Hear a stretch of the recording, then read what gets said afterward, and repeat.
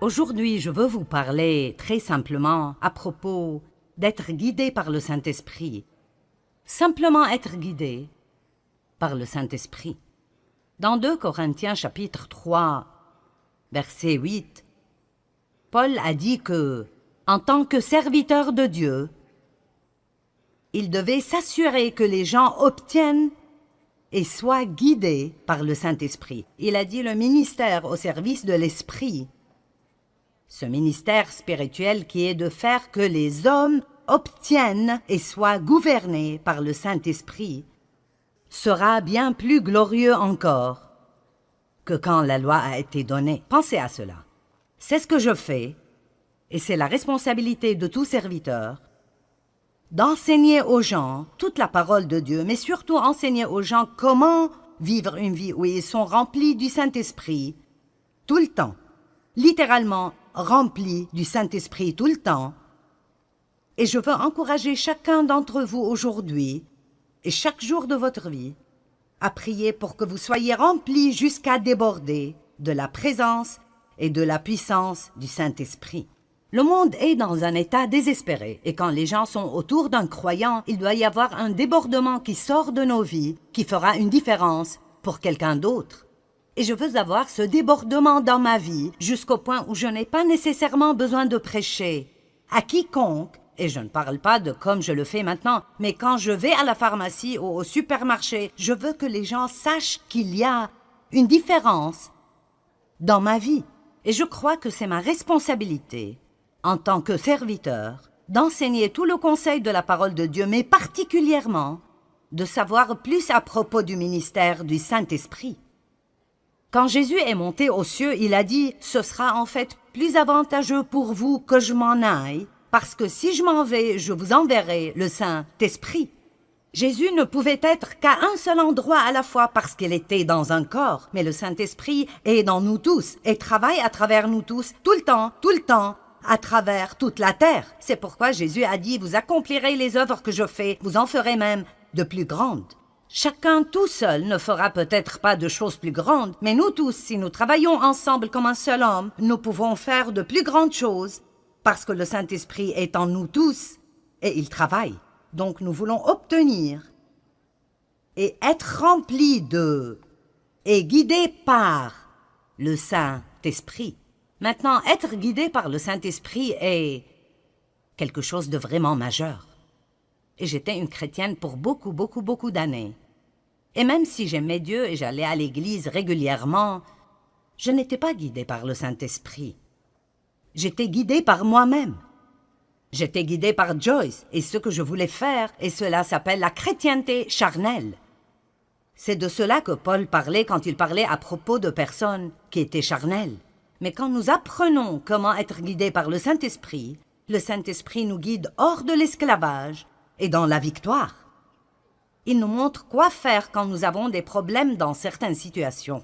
Il nous guide dans de grandes décisions spirituelles majeures et qui changent nos vies, et il nous guide dans les petites choses de tous les jours qui ne feraient probablement aucune différence pour quiconque d'autre que vous. Nous avons besoin d'avoir ce genre de relation proche avec le Saint-Esprit. Donc il dit « Je veux que vous soyez remplis et guidés par le Saint-Esprit. » Maintenant, 1 Thessaloniciens chapitre 5, versets 22, 23 et 24. « Retenez ce qui est bon et gardez-vous de ce qui est mauvais sous quelque forme et quelque type que ce soit. Que le Dieu de paix lui-même vous rende entièrement saints, qu'il vous sépare des choses profanes, vous rende purs et entièrement consacrés à Dieu, et qu'il vous garde parfaitement esprit, âme et corps. Maintenant comprenez cela. Votre esprit, votre âme et votre corps, votre esprit, votre âme et votre corps. Encore une fois, qu'il vous garde parfaitement esprit, âme et corps, afin que vous soyez irréprochables lors de la venue de notre Seigneur Jésus-Christ le Messie. Et le verset 24, « Celui qui vous appelle à lui est fidèle et digne de confiance, et c'est lui qui accomplira Tout cela, il accomplira son appel en vous bénissant et en vous gardant. Maintenant, je pense que si un jour nous ne serons pas en colère contre nous-mêmes, nous devons peut-être nous comprendre nous-mêmes un peu mieux que maintenant, parce que vous savez que vous pouvez vouloir deux choses différentes en même temps, l'une étant bonne et l'autre étant mauvaise. Et vous pensez, quel est mon problème maintenant? Je veux me lever et aller à l'église demain. Je ne veux pas me lever et aller à l'église demain. Je ne veux pas manger cette glace au chocolat. Je veux manger cette glace au chocolat. Je veux te pardonner. Je veux rester en colère contre toi tout le reste de ma vie. Eh bien, ce qui arrive est ceci. Ceux-ci sont nos petits amis aujourd'hui. Le corps, l'âme et l'esprit. Nous avons une petite lumière dans notre esprit. J'ai pensé que c'était plutôt génial. Alors, quand nous sommes nés de nouveau, cette partie de nous, la partie de l'esprit, qui est la partie la plus profonde de notre être, est rendue sainte. Nous sommes lavés à l'intérieur, parce que Dieu ne peut pas être quelque part qui n'est pas saint. Donc, pour qu'il vienne et pour qu'il vive en nous, il doit nettoyer l'endroit avant de pouvoir venir et y vivre.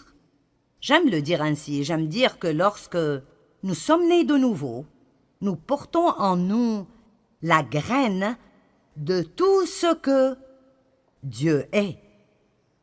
J'aime un Jean 3,9, il dit que nous recevons la semence divine du Dieu puissant. Nous obtenons une nouvelle nature. Dieu vient vivre en nous et nous avons littéralement tout ce dont nous avons besoin spirituellement pour grandir et être mature et être tout ce que Dieu veut que nous soyons. Alors il dit, je te sanctifierai, esprit. Mais quoi à propos de ce gars-là, l'âme? Mais qu'en est-il de... Vous voyez, nous l'avons bien habillé, n'est-ce pas merveilleux? Le corps. Et nous ne pouvions pas trouver de façon de le faire. Mais le corps aime se vêtir de tout cela et puis se regarder. N'aimez-vous pas cela? La moitié de ceci m'appartient probablement.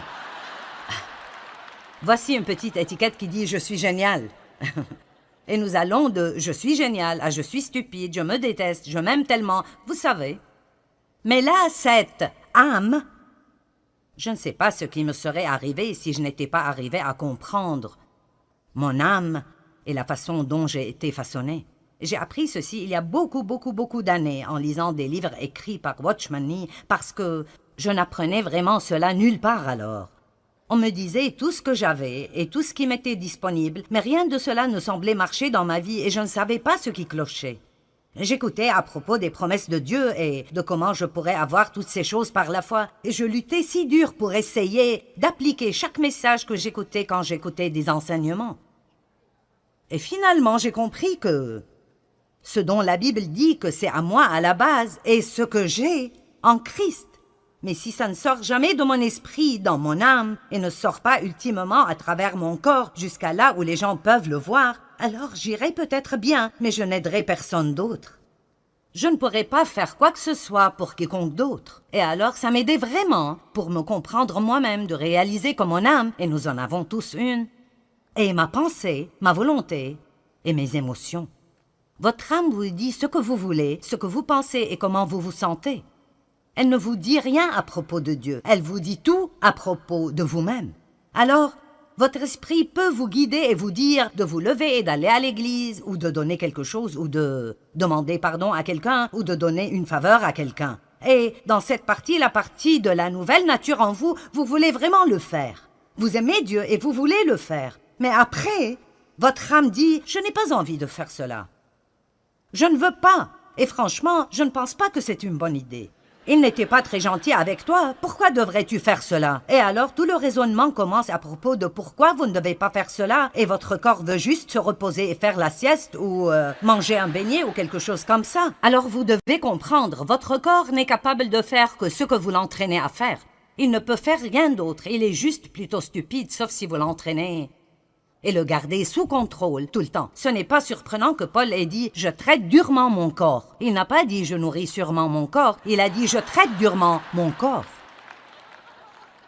Ça sonne pareil, mais les mots sont bien différents.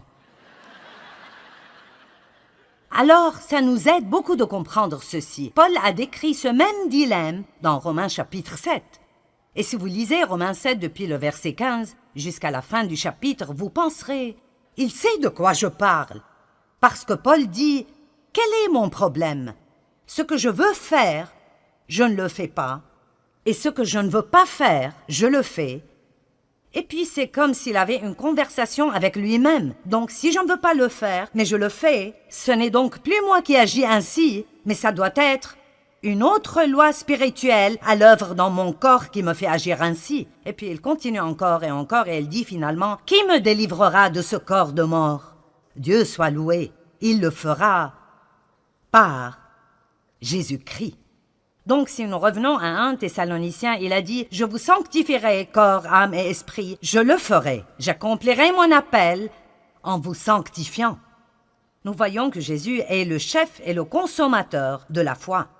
La Bible nous enseigne dans Philippiens 1,6 que celui qui a commencé en vous cette bonne œuvre la rendra parfaite pour le jour de Jésus-Christ. Eh bien, si Dieu fera tout cela, et si j'ai été sauvé depuis 25 ans et je me suis toujours un désastre, si j'ai été sauvé depuis 25 ans et je suis toujours un désastre, j'essaierai de ce côté. Si j'ai été sauvé depuis 25 ans,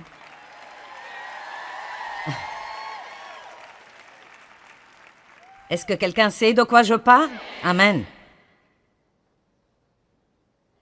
Alors quelque chose va mal. Donc, qu'est-ce qui cloche? Je veux dire, Dieu a promis qu'il le ferait. Mais si ça n'arrive pas, alors, quel est le problème? Eh bien, peut-être que vous ne savez pas comment vous appuyer sur la grâce de Dieu, ni comment vraiment dépendre de lui, ni comment recevoir sa grâce. Mais aussi, peut-être que nous ne coopérons pas avec et ne nous soumettons pas au Saint-Esprit. J'aime dire tout le temps que nous sommes les partenaires de Dieu. Dieu a sa part et nous avons la nôtre. Dieu ne fera pas notre part et nous ne pouvons pas faire la sienne. Amen. Dieu ne fera pas ma part et je ne veux pas faire la sienne. Et je me mettrais dans les beaux pétrins si j'essayais de faire sa part. Je veux dire, j'ai tellement essayé de changer Dave et ça n'a simplement pas marché. Amen. J'ai essayé de changer mes enfants et ça n'a pas marché non plus. Nous essayons toujours de faire des choses que nous ne pouvons pas faire au lieu de faire ce que nous pouvons faire et de laisser Dieu faire ce que nous ne pouvons pas faire. Ça s'appelle la confiance. Dieu veut que nous jouissions de cette aventure. Alors, quelle est notre part? Vous savez, je crois que notre part est d'apprendre à laisser le Saint-Esprit nous guider. Et quand nous sentons que l'Esprit Saint nous demande de faire ou de ne pas faire quelque chose, nous ne devons pas lutter contre cela. Nous devons simplement nous abandonner au Saint-Esprit. Nous avons simplement besoin de dire « D'accord, tu es plus intelligent que moi, je suis passé par là 100 fois. Pourquoi est-ce que je continue d'insister à faire cela à ma façon et de passer par là une fois de plus ? Pourquoi ne pas dire « Tu es plus intelligent que moi, que tu sais ce que tu fais » et simplement abandonner? Mais nous sommes un peu têtus parfois. Ne sommes-nous pas un peu têtus parfois? Peut-être que ce n'est personne d'entre vous, mais je sais que je le suis. Le Saint-Esprit est l'agent de sanctification et quand la Bible parle de la sanctification, même si nous sommes déjà sanctifiés dans l'Esprit, il parle de notre sanctification totale. Totale. En d'autres termes, Dieu veut... Je le dirais de cette façon. Il ne veut pas juste être gardé dans cette boîte spirituelle. Il ne veut pas juste vivre dans cette petite boîte spirituelle où nous le laissons sortir le dimanche matin pendant 45 minutes et puis nous partons et le reste de la semaine, nous avons un autocollant sur notre voiture et une croix autour du cou, mais nous faisons exactement ce que nous voulons tout le temps. Ce n'est pas le but de Dieu pour nos vies. Son but est que nous nourrissions notre esprit de la parole de Dieu qui commence alors à renouveler nos pensées et puis cette parole commence à agir dans nos vies. Elle change nos pensées, elle change notre volonté et elle commence à contrôler nos émotions. Mais cela n'arrive pas sans que nous disions « Oui Seigneur, c'est ce que je veux dans ma vie ». Vous savez quoi? Dieu est un gentilhomme et il ne nous obligera pas à faire quoi que ce soit. Nous devons le vouloir. Et si vous étudiez le mot sanctification, c'est le même mot que sainteté. Et parfois, quand on parle de la sainteté, les gens sont un peu mal à l'aise. Mais la Bible dit que la sainteté est une récompense. C'est en fait une récompense. Quand vous vivez une vie sainte, c'est une récompense parce que vous ne vous sentez pas coupable et condamné tout le temps à cause de toutes ces choses que vous ne faites pas et que vous savez que vous devriez faire parce que Dieu vous a dit de les faire et vous ne l'avez pas écouté. Maintenant, vous avez des problèmes. Tout le monde reconnaît cette situation-là? D'accord. Tout le monde, bien sûr. Alors j'aimerais prendre la liberté ici de vous lire un peu de la définition du mot sanctification du dictionnaire grec Vine. Donc ce n'est pas quelque chose que je viens d'inventer. Ça vient des gens qui sont supposés savoir de quoi ils parlent. N'aimez-vous pas mettre le mot expert partout? Eh bien, ceci vient des experts. Donc la sanctification veut dire réservé pour Dieu. Donc la première question que je veux vous poser est: est-ce que vous croyez que vous êtes réservé pour Dieu? Vous ne vous appartenez pas, vous avez été acheté, d'après la Bible, acheté par quelque chose de précieux, le sang de Jésus-Christ. Et cette croix qui est en haut, je leur ai demandé de mettre ça là ce week-end, parce que je veux continuer à rappeler les gens du prix que Jésus a payé pour cette liberté que nous avons quand il a été cloué sur cette croix et a souffert et a saigné et est mort et a payé pour nos péchés. Amen. Et alors, je dois avoir un type de réponse à cela, différent de juste passer ma vie à faire ce que je veux faire. J'aime toujours dire que si Dieu n'avait besoin de nous pour rien, dès que nous sommes sauvés, il pourrait nous ravir d'ici et nous irions dans la gloire. Mais il a besoin de nous. Nous sommes les mains et les pieds, les yeux, les bras, la bouche, les oreilles de Jésus. Il appelle le monde à travers nous. Donc, mis à part pour Dieu. Et puis il dit le type de vie, ou comme j'aime l'appeler, le mode de vie, qui est approprié à ceux qui sont mis à part. Donc, en d'autres termes, si nous sommes mis à part pour Dieu, alors il y a un mode de vie qui doit aller avec cela. Alors, nous ne pouvons pas juste aller à l'église et continuer à vivre avec un mode de vie profane et impie toute la semaine.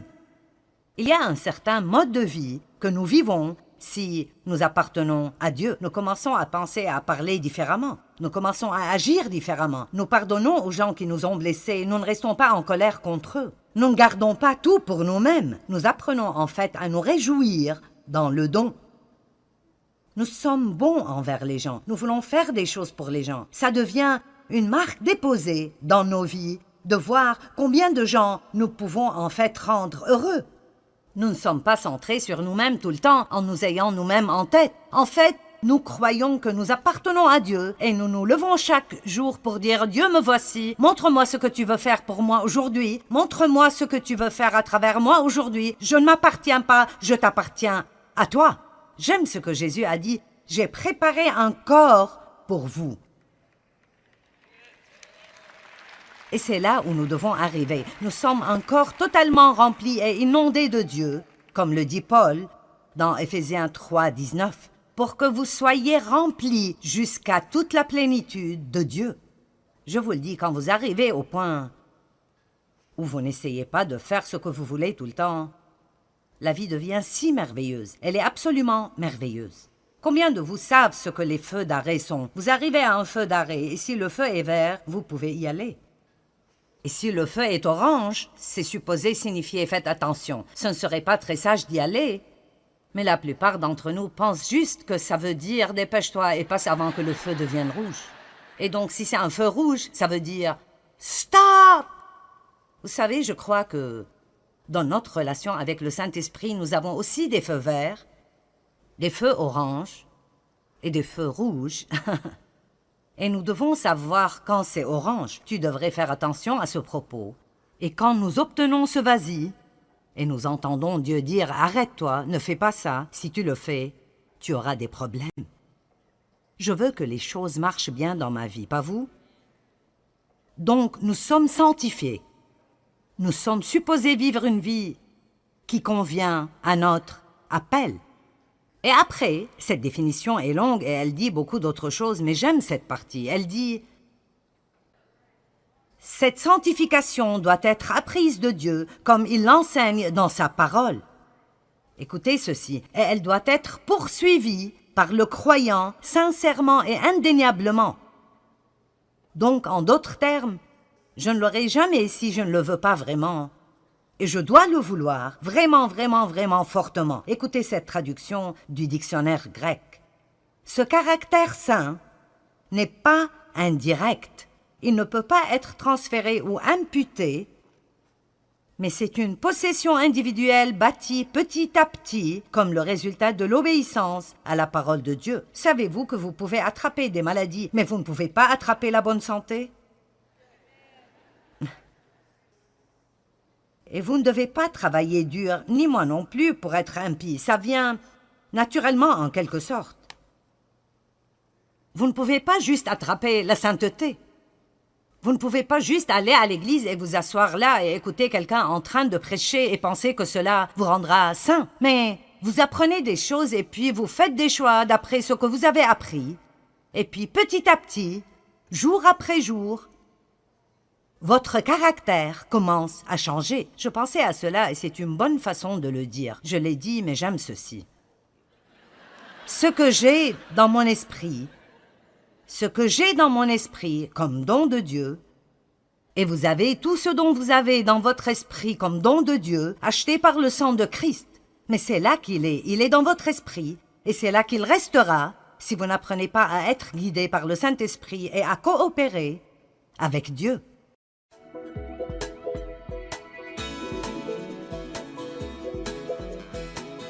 Aujourd'hui, vous allez découvrir que les paroles contiennent de la puissance et apprendre à les utiliser pour changer votre vie.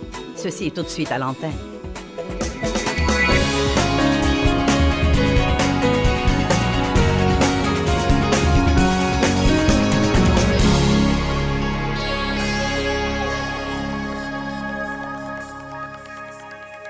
Je crois qu'il y a des messages que nous devons écouter tant que nous sommes vivants, au moins 2 ou 3 fois par an, même si vous croyez que vous les connaissez, vous devez les écouter plusieurs fois. Et parmi ces messages, les messages sur la pensée, les messages sur la vie dans le fruit de l'esprit sont parmi ces messages aussi, et l'importance de manifester ce fruit. Et il y a des tas de ce genre de messages, mais l'un d'entre eux est l'enseignement sur la bouche, l'enseignement sur la puissance des paroles. Ça me stupéfie. J'y pensais aujourd'hui. Combien d'années je suis allée à l'église? Non, mais des années et des années, sans jamais écouter un message sur la puissance des paroles. Jamais, pas une seule fois. Donc, j'attristais le Saint-Esprit tout le temps. Je disais des choses qui entravaient complètement les anges qui, d'après la Bible, sont envoyés pour aider les héritiers du salut. Je disais des choses qui les empêchaient complètement de m'aider.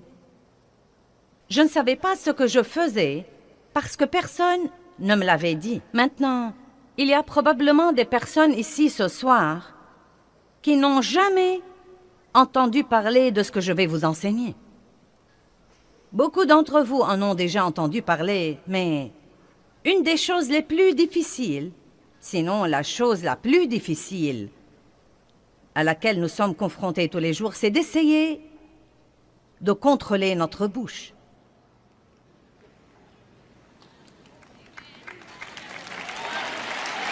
En fait, la Bible dit que nul ne peut dompter la langue à part le Saint-Esprit. C'est lui qui le fait. Cela ne veut pas dire que le Saint-Esprit va la dompter à notre place, mais que nous devons prier régulièrement et demander l'aide de Dieu là-dessus. Et si vous lisez les psaumes, vous verrez que le roi David faisait ça tout le temps. Il faisait des confessions concernant sa bouche et ses paroles et demandait toujours à Dieu de l'aider. Que les paroles de ma bouche et les réflexions de mon cœur te soient agréables. Mets une garde à ma bouche, ô Dieu, de peur que je ne pêche contre toi par ma langue. Il y a toutes sortes de versets comme quoi vous devez prier et demander tous les jours à Dieu de vous aider à prononcer les paroles de la vie partout où que vous alliez, et non pas celles de la mort. Amen. L'autre chose qui arrive quand nous comptons sur le Saint-Esprit pour dompter notre langue, sachant qu'il ne va pas le faire à notre place, je crois que le Saint-Esprit nous le rappellera. L'Évangile de Jean nous dit que le Saint-Esprit nous rappellera des choses. Donc, si vous êtes comme moi, et je suis sûre que nous nous ressemblons tous à bien des égards, vous dites des choses et vous les regrettez, vous savez. Mais si vous vous fiez à Dieu pour vous aider, quand vous dites des choses que vous ne devriez pas dire, vous commencez à avoir une conviction là-dedans que vous devez vraiment, faute d'une autre façon de le dire, vous taire. Amen. Et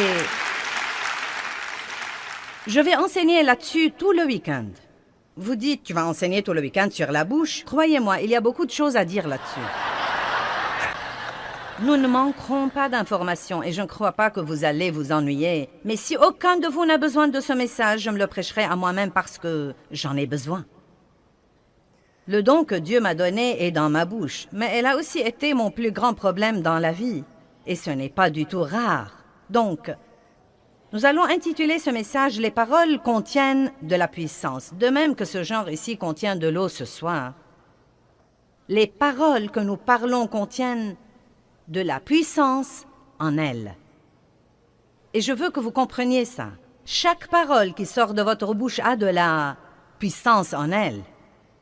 Une puissance créative ou destructive.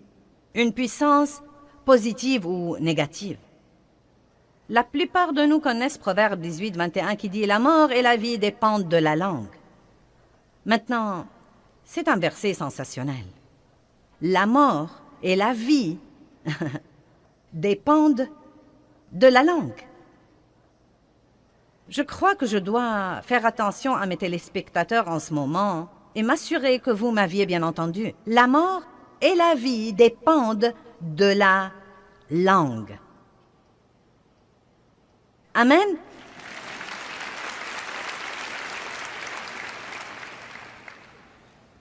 Et la Bible dit que... Elle nous dit en fait que nous mangerons du fruit de nos paroles, soit pour la vie, soit pour la mort. Donc vous mangez littéralement vos paroles.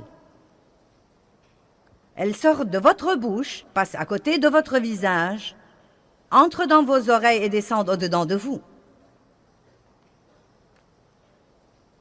Donc nos paroles affectent non seulement les autres, mais elles nous affectent également. Maintenant, je crois que nous sommes tous assez intelligents pour comprendre que nous pouvons soit dire quelque chose à quelqu'un qui le rende heureux, soit qui le rende malheureux. Vous comprenez ça, n'est-ce pas? Mais je veux aussi que vous compreniez, nous allons focaliser ce soir sur les paroles elles-mêmes et non pas sur la manière dont nos paroles affectent les autres, ce dont nous parlerons plus tard. Mais je veux vous parler en fait ce soir de l'effet de nos paroles dans le royaume de l'esprit, parce que c'est un domaine auquel nous ne pensons que rarement.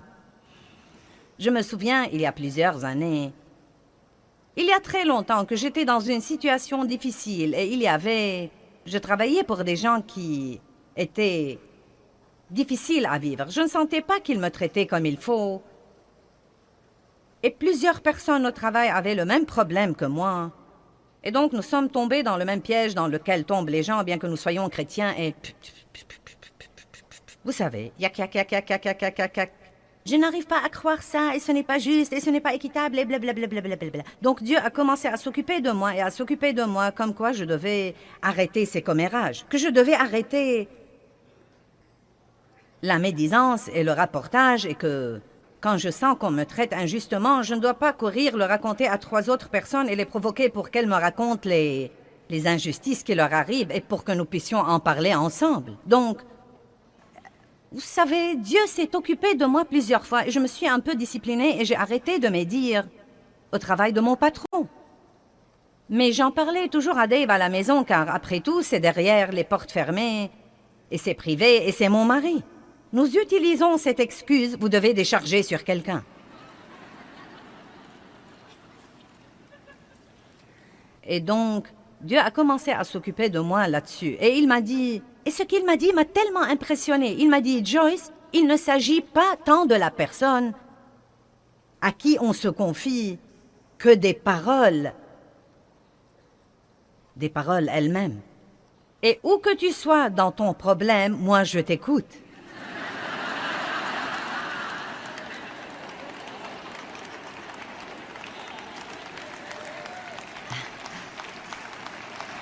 Amen.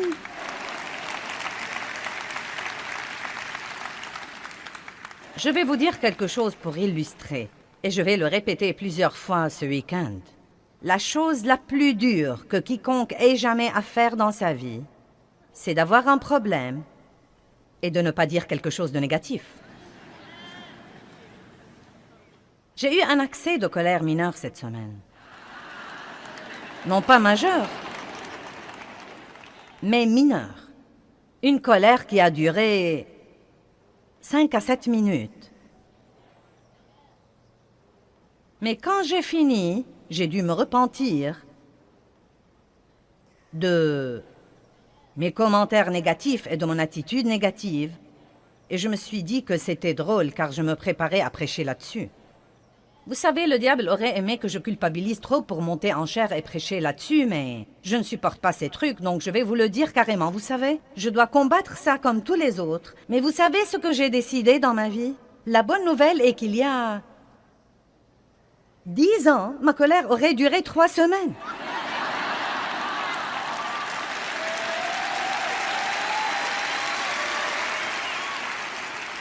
Donc, je ne suis pas là où je devrais être, mais Dieu merci, je ne suis plus là où j'étais autrefois. Je fais des progrès. Et vous savez, quand nous piquons une crise de colère, nous disons les choses les plus stupides qu'on puisse dire. Non, mais des trucs vraiment stupides. Par exemple, « Personne ne m'aime ».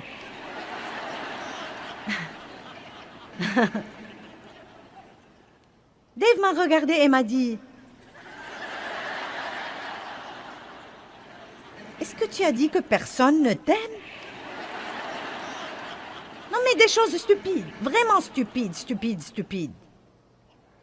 Donc, nous devons tous écouter ceci, et nous devons tous aller de l'avant. Et, puis-je vous dire quelque chose?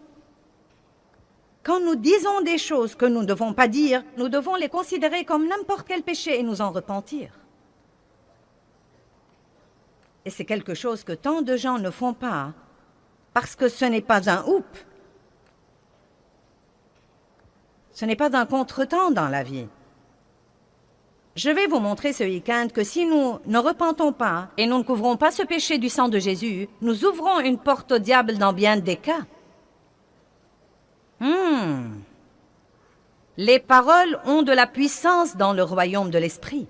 De l'esprit. Vous savez, les paroles sont intéressantes. Vous savez, Jésus a dit, mes paroles, elles sont esprit et elles sont vie. Donc, les paroles opèrent dans le royaume de l'esprit car vous ne pouvez pas les voir. Et pourtant, elles ont un effet. Quelqu'un vous dit quelque chose et cela vous affecte de l'intérieur. Cela peut soit vous élever, soit vous démolir. Il y a des milliers de gens dans ce bâtiment et vous êtes tous comme ça. Pourquoi êtes-vous venu ici? Pour m'écouter parler? Pourquoi? Parce que je dis à haute voix les paroles de Dieu et vous avez vous-même expérimenté que la parole de Dieu peut sûrement changer votre pensée et changer votre point de vue et changer votre attitude et changer votre vie.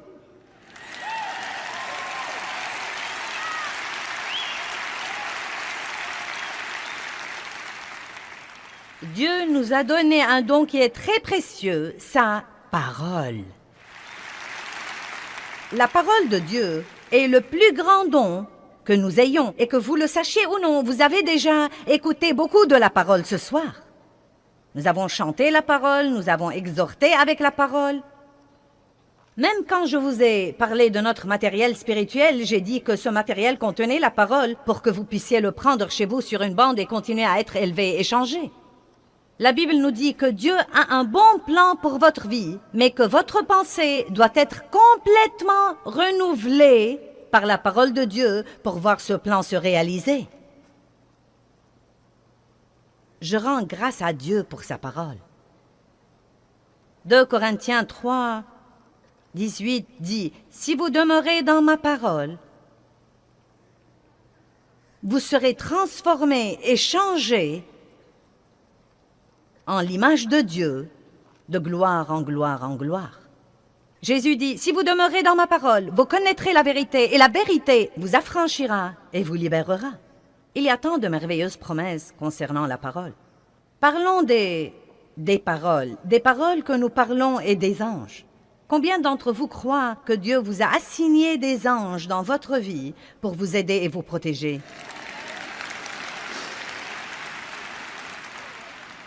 Nous n'y pensons pas assez.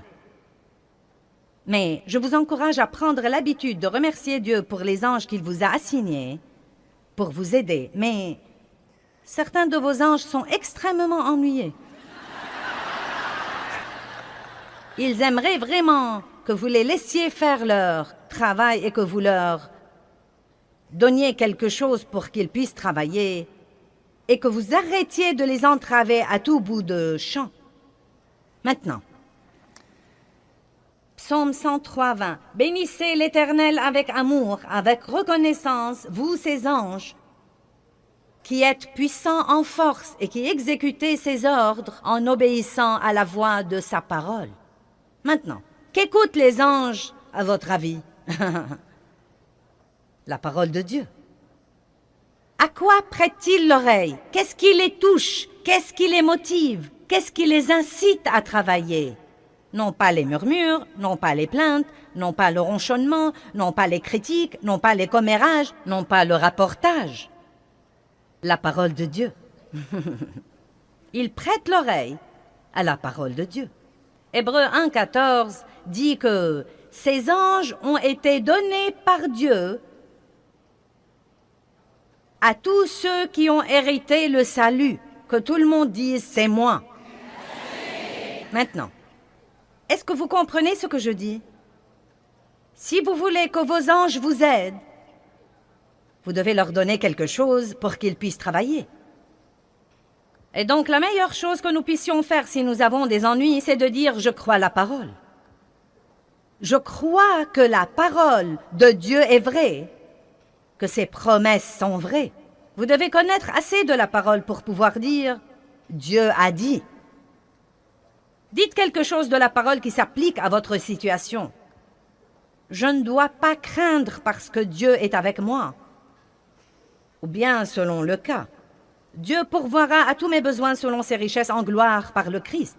Et non pas si vous perdez votre travail. « Oh, j'ai perdu mon travail, que vais-je faire? Tous mes espoirs sont anéantis, je suis sans le sou, je ne sais pas ce que je vais devenir, je n'aurai jamais de chance. » Et donc, vous savez, les anges sont comme...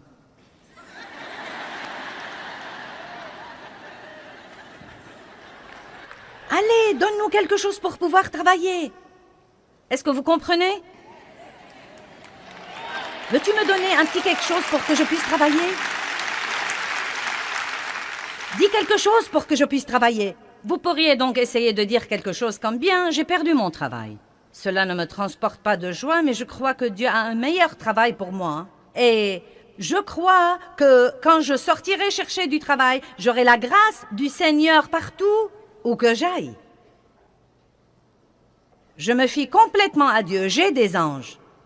Seigneur, libère-les et laisse-les ouvrir des portes pour moi en ce moment. Ces anges seront heureux parce qu'ils pourront vous aider et travailler pour vous. Amen. Maintenant, je vais vous le dire en avance. Quand vous êtes vexé, bon sang, c'est dur. Parce que tout en vous veut parler de ce que vous ressentez.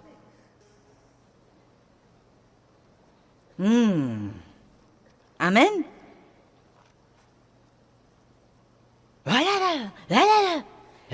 J'en ai vraiment assez. Et si vous avez quelqu'un autour de vous qui essaye de vous calmer, vous aurez envie de le gifler. Non. Et je vais vous dire ce que je déteste.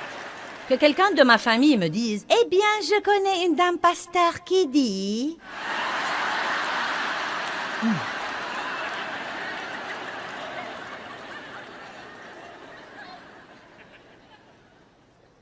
Mais vous savez quoi? Je suis si reconnaissante pour tous ces messages que j'avais prêchés encore et encore et encore et encore, et pour cette parole qui m'aide maintenant, au moins après 30 ans, à ne perdre le contrôle que pour 5 à 7 minutes au lieu de le perdre pour 3 semaines. Et vous savez, à comprendre que c'est mauvais et que je dois vraiment me repentir et que je dois me corriger. Et je crois que d'ici 4 ou 5 ans, ces 7 minutes se réduiront à 2 et qui sait, peut-être qu'un jour viendra où j'aurai le contrôle total. Je ne sais pas.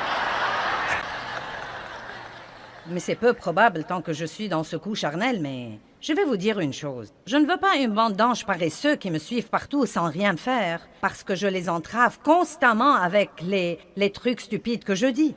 Je veux que vous compreniez ceci. Les paroles ont de la puissance dans le royaume de l'esprit et Dieu vous a donné de l'aide. Il vous a assigné des anges et les anges ne sont pas de petits gros bébés avec des ailes. Non, mais les dessins que nous voyons des anges, non, mais sont si ridicules. Oh! Je ne le crois pas. Non, mais ce sont des anges puissants, guerriers, qui mesurent 3 mètres et demi à 4 mètres et demi. En fait, je vais vous raconter une histoire. Vous pourriez la croire si vous avez assez de foi. Je n'ai pas vu ça, mais je crois l'homme qui l'a raconté, car je ne pense pas qu'il savait assez pour l'inventer. Un homme est venu à une de mes réunions à Phoenix avec sa femme. Il n'était pas croyant. Il est venu... C'était son cadeau d'anniversaire à sa femme. Il l'a amené, il est venu avec elle. Et...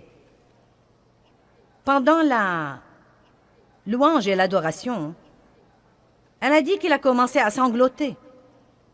Et elle lui a dit, « Qu'est-ce qui te prend? » Il lui a dit, « Tu n'as pas vu ça? Tu n'as pas vu ça? » Et elle lui a dit, « De quoi parles-tu précisément? » Il a dit, « De toute façon, l'histoire ressemble à ça. Je portais du blanc ce soir-là et quand je suis sortie... » Écoutez, maintenant... Quand je suis sortie, a-t-il dit, tous ces hommes très grands sont en fait sortis avec moi et ils étaient tous vêtus en blanc également. Il a dit, je n'y ai pas trop pensé, j'ai cru que c'était la chorale. Et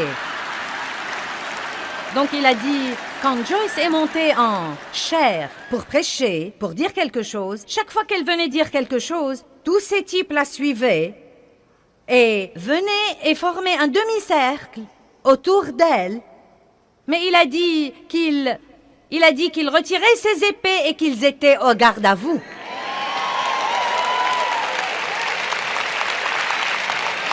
Pendant que je prêchais. Eh bien, ce type a été sauvé. Je le dis sans aucun doute. Et... comme je l'ai déjà dit, je ne sais pas, non mais je ne sais pas ce que vous en pensez, mais... ça avait un effet spectaculaire sur ce type. Et je me suis dit, « Waouh!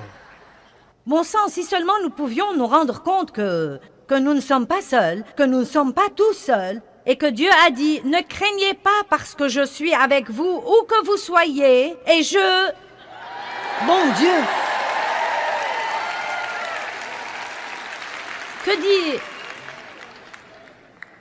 Que dit-il là? Écoutez. Écoutez avec soin, car il ordonnera à tous ses anges de t'accompagner et de te défendre et de te garder dans toutes tes voies d'obéissance et de service. Et ils te porteront sur les mains de peur que ton pied ne heurte contre une pierre. Tu marcheras sur le lion et sur l'aspi et tu fouleras le lionceau et le dragon. Wow! Mais n'oublions pas le psaume 103:20. Il prête l'oreille à la parole. Nos paroles ont donc un effet dans le royaume de l'esprit. Philippiens 2 dit, « Travaillez à votre salut avec crainte et tremblement. » C'est dans Philippiens 2, 12 et 13. Travaillez à votre salut avec crainte et tremblement. Travaillez à, et non pas travailler pour. Travaillez à votre salut avec crainte et tremblement. Puis il dit, non pas par votre force, mais Dieu vous aidera à le faire. Maintenant, cela veut vraiment dire que quand nous sommes régénérés, Dieu vient demeurer au-dedans de nous, et une graine de tout ce que Dieu a pour nous est mise au-dedans de nous. Cette graine est l'Esprit de Dieu. Jésus-Christ vient vivre en nous. Bien, maintenant, nous avons beaucoup de bonnes choses en nous. Savez-vous que chacun de nous qui avons accès...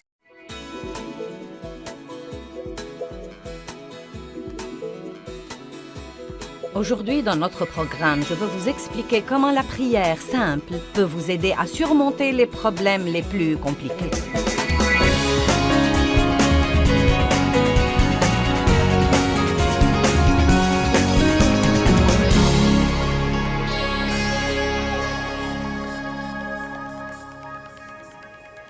Ce qui compte dans la prière, c'est la sincérité du cœur.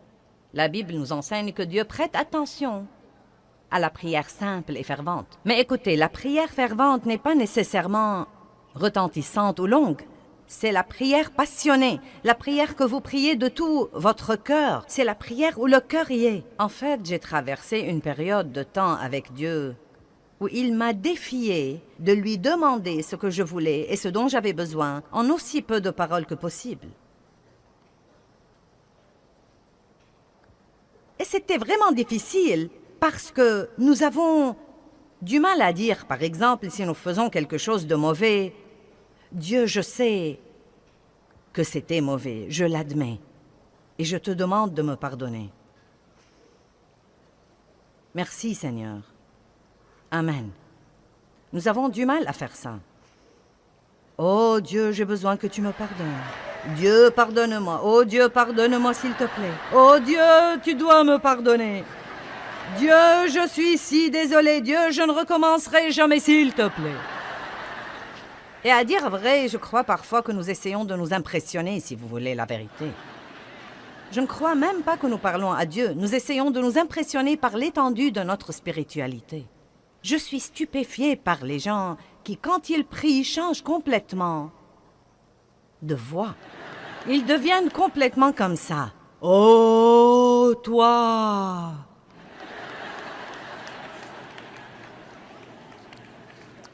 Donc, je ne sais pas ce que vous en pensez, mais la prière est une conversation avec Dieu. C'est demander à Dieu de répondre à vos besoins ou aux besoins de quelqu'un d'autre. C'est le louer, c'est le remercier, c'est l'adorer. C'est lui confier des choses et lui consacrer des choses. C'est beaucoup de choses merveilleuses qui devraient faire partie de la vie de tous les jours. Tout comme la respiration. La prière devrait être comme la respiration. Ne pas prier est un péché. La pire chose qui puisse arriver si vous ne priez pas, c'est rien. En d'autres termes, si vous ne priez pas, rien n'arrivera. Eh bien, quelles sont certaines des raisons pour lesquelles la prière n'est pas exaucée? Tout d'abord, je ne sais pas si nous pouvons dire qu'une prière n'est pas exaucée. En fait, Dieu ne dit pas toujours oui. Vous savez, Dieu dit parfois, pas maintenant. J'ai en fait entendu des gens dire que Dieu ne dit pas non, mais je ne crois pas ça. Si je demande quelque chose qui n'est pas la volonté de Dieu, il me dira non. Sinon, je croirais qu'il ne m'aime pas. Parfois, il dit attends. Parfois, il dit oui. Et parfois, il dit non. Mais une des choses que nous devons comprendre, c'est que quoi qu'il dise, ce qu'il dit est toujours juste. Et si Dieu dit attends, c'est que c'est mieux pour moi d'attendre. Quel que soit ce que ça me fait mal, quel que soit ce que j'en pense, il y a une certaine raison pour laquelle ce n'est pas bon ou ce n'est pas mieux pour moi d'avoir cette chose maintenant. Si Dieu dit non, il n'essaye pas de me cacher des choses et n'essaye pas de m'empêcher d'avoir quelque chose que je veux. Il a simplement quelque chose de meilleur en tête et je ne suis pas assez intelligente pour savoir comment le demander. Donc je suis reconnaissante que Dieu me donne ce qu'il sait que je devrais avoir. Et laissez-moi vous dire quelque chose, bien-aimé. Quand vous arrivez au point où vous pouvez faire confiance à Dieu dans ces choses-là, ce que la vie peut devenir douce. Car vous n'êtes plus obligé de lutter avec les choses tout le temps. Vous savez ce qui nous contrarie? Essayez de faire que quelque chose se produise, que seul Dieu peut en fait produire. Allez, comprenez ça ce soir. Essayez de faire que quelque chose se produise que seul Dieu peut produire. Puis-je vous dire quelque chose? Vous ne pouvez pas changer les membres de votre famille. Bulletin, flash, flash du ciel. Vous ne pouvez pas changer les membres de votre famille. Vous pouvez leur donner l'exemple. Et à dire vrai, si nous faisons un petit effort pour donner l'exemple un peu plus, et si nous fermons notre bouche un peu plus, et si nous arrêtons de dire à tout le monde ce qu'ils devraient faire, eh bien, c'est encore tôt et je prêche bien déjà.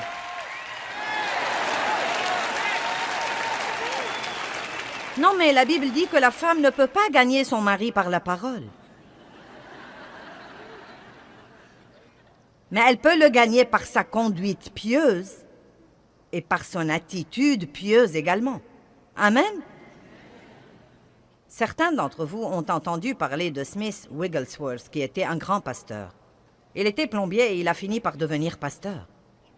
Mais bien avant de devenir pasteur, il avait une femme pieuse et il était méchant avec elle au plus haut degré. Il ne voulait pas qu'elle aille à l'église, mais elle y allait quand même. Elle disait qu'elle n'allait pas abandonner sa relation avec Dieu et sa communion avec les autres croyants.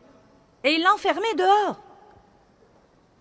Et quand elle revenait à la maison, la porte était fermée et elle se couchait dehors et s'endormait. Et le matin, il avait mauvaise conscience. Il lui ouvrait donc la porte et la laissait entrer. Elle lui disait « Bonjour, Smithy » et elle lui préparait son petit déjeuner. Je sais ce que j'aurais fait, ça n'aurait pas été « Bonjour, Smithy ».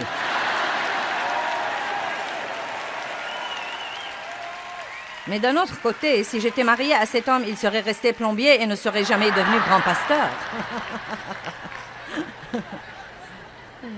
Mais elle lui donnait l'exemple dont nous avons parlé. Et elle a continué à être tellement gentille avec son mari qu'il a fini par être sauvé et radicalement rempli du Saint-Esprit et par devenir un des plus grands prédicateurs renommés que l'Église a connus. Laissez-moi donc répéter. Vous ne pouvez pas changer les membres de votre famille, mais vous pouvez prier pour eux. Et si vous priez, vous ouvrez la porte à Dieu pour travailler. Si nous essayons de faire les choses sans faire intervenir Dieu, cela empêche littéralement Dieu de travailler parce que nous sommes les associés de Dieu. Et nous ne devons pas exécuter nos plans et nous attendre à ce que Dieu les bénisse ensuite. Nous devons passer un temps avec Dieu et apprendre ce qu'il veut faire et suivre son exemple. Vous ne pouvez obliger personne à aimer Dieu. Aussi ardemment que vous vouliez que vos bien-aimés soient sauvés, vous ne pouvez pas les obliger à aimer Dieu. Oh, si seulement je pouvais. Si seulement je pouvais ouvrir les cœurs des gens et les remplir de l'amour de Dieu et les refermer et les libérer. Vous savez, quand vous connaissez la vie que quelqu'un pourrait avoir et que vous le voyez faire des erreurs et détruire sa vie, non mais vous voudrez juste... Mais vous ne pouvez obliger personne à aimer Dieu. Et quand j'ai finalement compris ça, ça m'a délivré d'une grande pression. On n'oblige personne à aimer Dieu. Chacun de nous doit faire son choix personnel. Et là encore, je crois vraiment... Oui, nous sommes tous appelés à prêcher aux autres. Et nous sommes appelés à partager notre foi avec eux. Mais je crois parfois, à dire vrai, que nous prêchons trop. Et que nous ne sommes pas le bon exemple que nous sommes censés être. Je crois que nous devons parfois être un meilleur exemple. Et donc, si nous croyons à la puissance de la prière et que nous commençons vraiment à prier pour les choses pour lesquelles nous peinons et nous travaillons, nous pourrons nous détendre et jouir de notre vie pendant que Dieu travaille. Vous voyez, je suis arrivée au point où je crois vraiment que Dieu travaillera si je prie. Je le crois parce que j'ai prié pour vous. J'ai prié toute la semaine et j'ai prié pour des choses très spécifiques aujourd'hui. J'ai prié dans la chambre du fond avant de venir ici. Et j'ai prié Dieu de faire quelque chose en vous. J'ai prié pour la guérison. J'ai prié Dieu de guérir les cœurs brisés. J'ai prié Dieu de vous encourager. J'ai prié Dieu de vous enseigner quelque chose. Je veux que vous tombiez profondément amoureux de Dieu. Et donc, Je crois que pendant que je suis là-haut pour utiliser le don que Dieu a mis en moi et pour faire ce que je sais faire, Dieu travaille en vous. Et peu importe si vous avez l'air de vraiment changer, ça n'a pas d'importance pour moi. Vous savez, si vous me dites que vous changez ou pas, je crois de tout mon cœur qu'un dépôt a été fait en vous et que vous allez voir les résultats d'être là. Je crois ça et je suis heureuse parce que je le crois.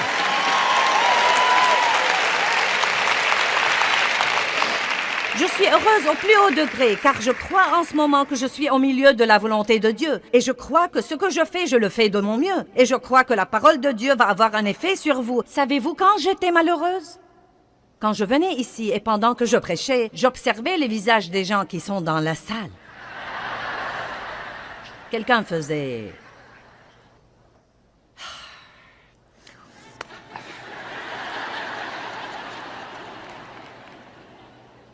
Ou quelques-uns se levaient et quittaient au milieu de mon sermon, et je me disais, oh mince, alors c'est terrible.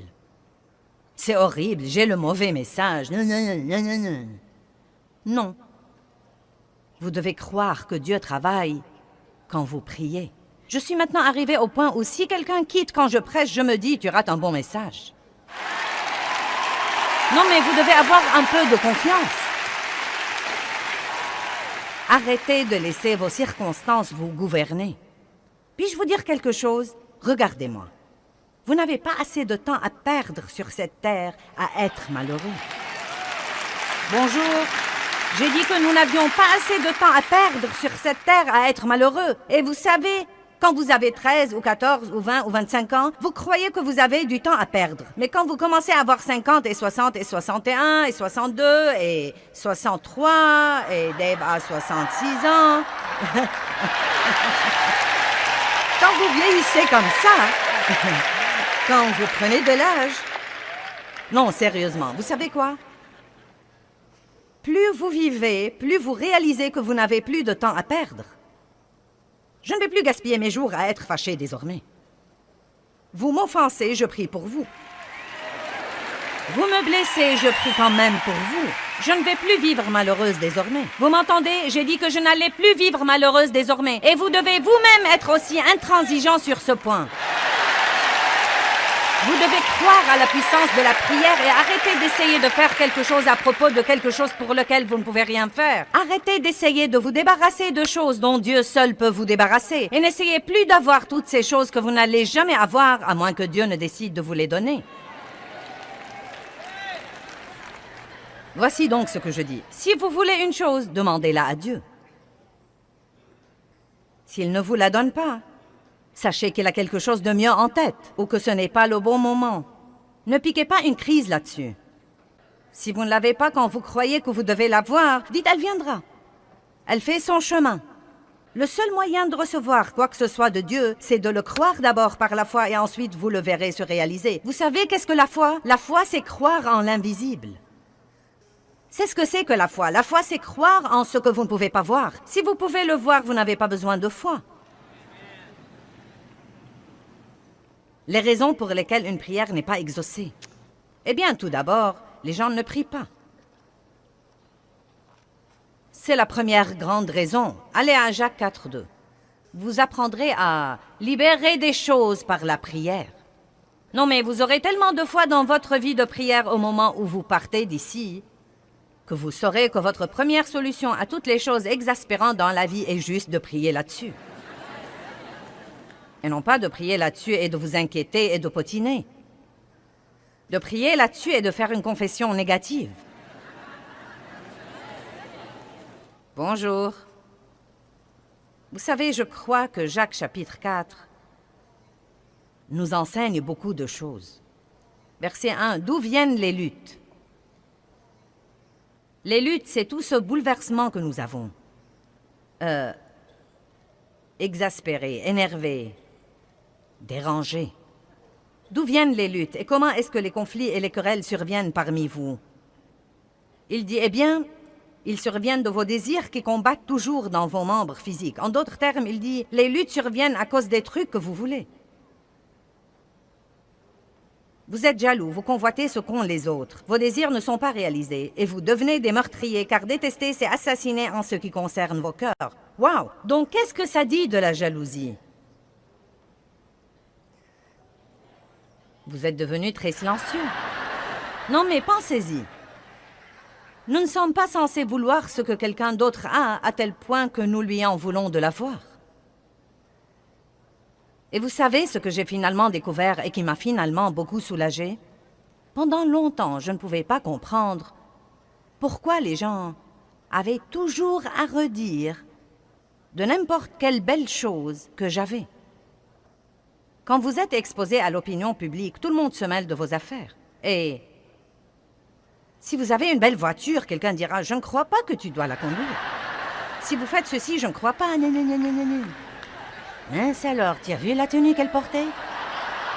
Vous savez ce que j'ai finalement compris? Ils s'en fichent pas mal de ce que je l'ai. Ils sont jaloux car ils ne l'ont pas.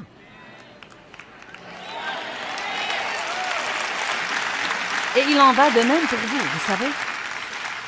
Vous achetez une jolie maison et certains de vos amis seront jaloux et médiront de vous. C'est juste parce qu'ils veulent une maison comme vous, mais ils ne savent pas comment s'y prendre pour l'avoir. Il dit ici, d'où viennent les luttes? Qu'est-ce qui nous garde vexés? Je n'ai pas le temps d'être contrarié par ce que quelqu'un d'autre a. Nous n'allons pas comparaître devant Dieu à la place des autres. Chacun va comparaître devant Dieu et rendre compte pour lui-même. Chaque homme comparaîtra devant Dieu et rendra compte pour lui-même. Nous ne devons pas nous inquiéter de ce que quelqu'un d'autre fait ou ne fait pas, ou de ce qu'il possède ou ne possède pas, ou de ce qu'il dépense ou ne dépense pas, ou de ce qu'il a ou n'a pas. Car nous n'allons pas répondre de lui. Nous nous épargnerons d'ennui si nous nous occupons de nos affaires. Vous brûlez de jalousie et de colère et vous n'avez pas le contentement et le bonheur que vous voulez. Vous avez des querelles et des luttes. Et franchement, il y a environ 20 ans, la phrase suivante a changé ma vie. Vous ne possédez pas parce que vous ne demandez pas. Quel beau verset. Vous ne possédez pas parce que vous ne demandez pas. Et je me suis rendu compte, ce jour-là, il y a une bonne vingtaine d'années, quand je lisais ce verset et que j'étais une jeune chrétienne et une jeune ministre, frustrée, et j'essayais de faire que toutes ces choses se produisent, et elles ne se produisaient pas, et j'essayais de faire grandir mon ministère, et de faire ceci à mon mari, et cela à mes enfants, et quelque chose d'autre aux autres. Je me fâchais contre les gens parce qu'ils n'ont pas aimé ceci ou cela. Et c'était un soulagement pour moi d'entendre Dieu dire « Tu n'as pas, parce que tu ne demandes pas, tu essayes de faire que quelque chose se produise au lieu de me le demander et de te fier à moi pour avoir les meilleures choses qui soient. » Allons à Ésaïe 65.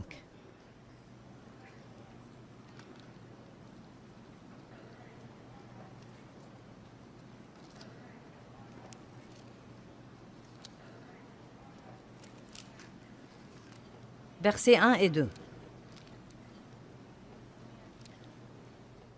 Je crois que ce sont des versets plutôt tristes.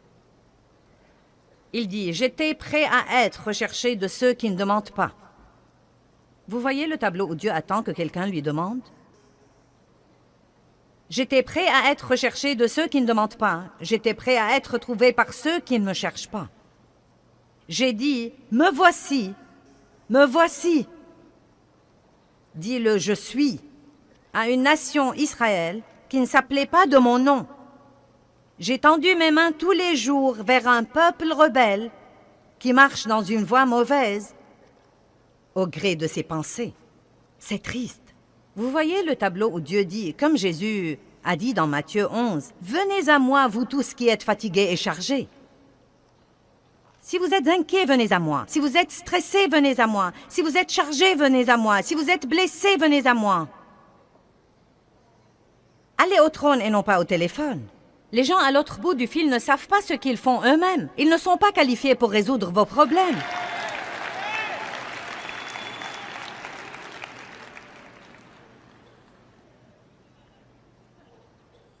N'est-ce pas un verset génial? J'étais prêt à être recherché de ceux qui ne demandent pas. J'ai dit, me voici, me voici. Mais personne ne m'a cherché. Dieu est un bon Dieu. Hébreux 11:6 dit, sans la foi, il est impossible de plaire à Dieu. Et celui qui s'approche de lui doit croire deux choses, que Dieu est et qu'il est le rémunérateur de ceux qui le cherchent diligemment. Dieu est un bon Dieu. Il attend pour vous faire des choses. Mais vous devez les lui demander. Ne vous fâchez pas contre votre patron qui ne vous donne pas la promotion que vous voulez. Avez-vous jamais pris la peine de la demander à Dieu? Peut-être que ce n'est même pas ce dont vous avez besoin. Qui sait, peut-être que Dieu essaye de vous faire quitter ce travail stupide de toute façon pour aller travailler ailleurs.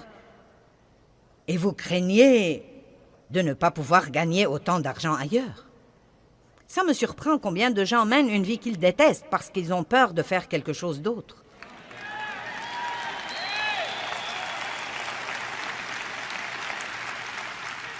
Voici un bulletin du ciel, je l'ai juste reçu. Vous ne pouvez pas suivre le Saint-Esprit et ne pas être heureux. Si vous décidez de suivre le leadership du Saint-Esprit, vous êtes censé être heureux parce qu'il ne va pas vous mener à la misère. Il va vous mener à la justice, à la paix et à la joie dans le Saint-Esprit parce que le royaume de Dieu, c'est ça. Ça alors, le psaume 2:8 dit « Demande-moi et je te donnerai les nations pour héritage. »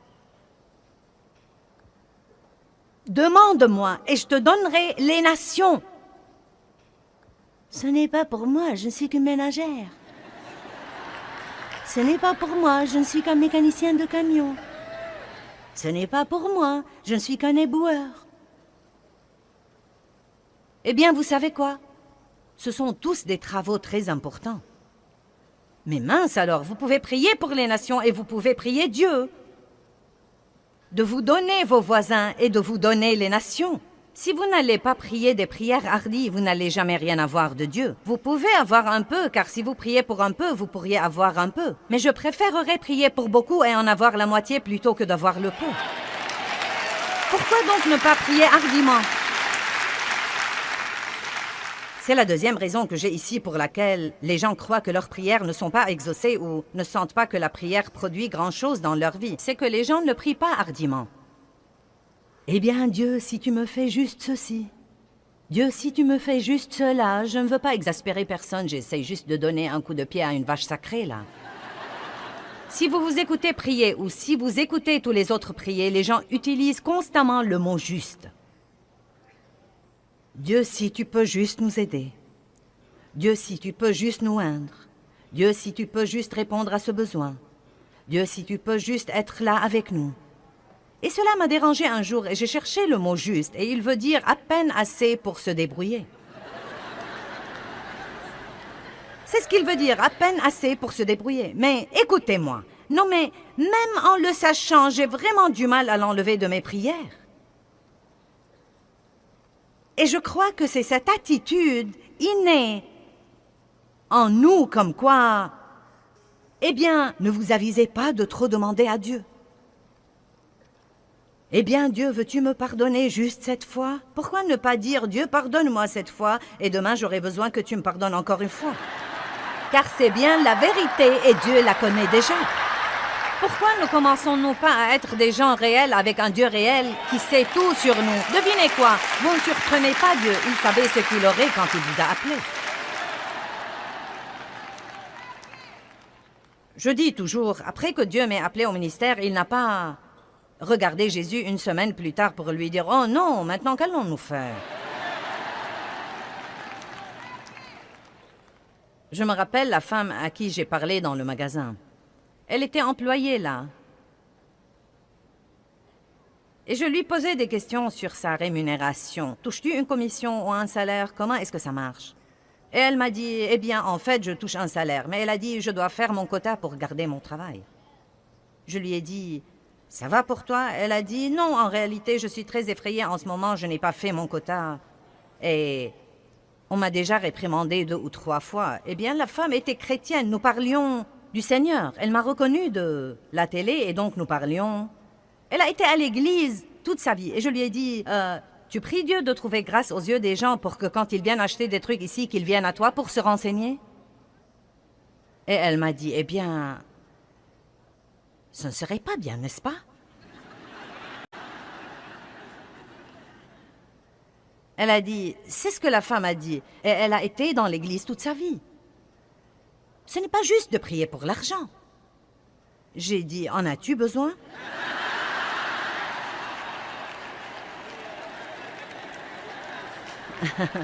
Si tu en as besoin et que tu ne l'as pas, tu devrais commencer à prier là-dessus, car c'est le seul moyen dont tu vas l'avoir.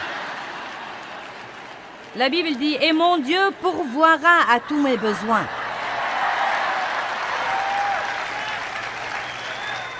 Maintenant, nous déraillons si nous ne prions que pour les trucs et l'argent.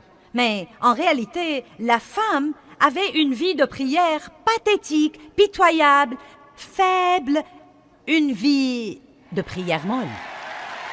Et voilà le Dieu de tout l'univers, qui possède tout, qui a vraiment le tout. À qui le donnerait-il sinon à ses enfants? Mais il dit, vous n'avez pas parce que vous ne demandez pas. Demandez et continuez à demander. Frappez et continuez à frapper. Cherchez et continuez à chercher.